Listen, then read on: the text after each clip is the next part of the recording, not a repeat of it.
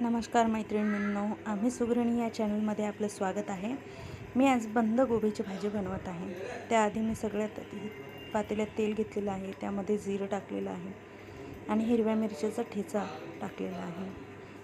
आज मस्त पिवळी भाजी बनवायची आहे आपल्याला, तर त्याला चांगलं परतून घेतलेलं आहे ठेच्याला। आणि त्यामध्ये मी आता हळद आणि मसाले टाकलेले आहेत। त्यानंतर पत्तागोबी धुवून टाकलेली आहे, छान चिरून घेतलेली होती। त्याला परतून घेते मी।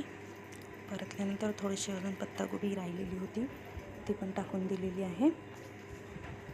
त्यानंतर त्याला चांगलं व्यवस्थित एक जीवनंतर मीठ घालायचं आहे। हे बघा, मी चम्मचभर मीठ टाकत आहे त्यामध्ये।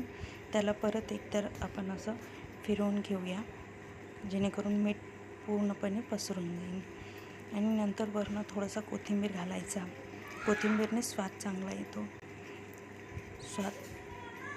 आणि त्यानंतर त्याला चांगलं फिरवून घेतलं का 5 ते 10 मिनिट त्याला मस्त मंद आचेवर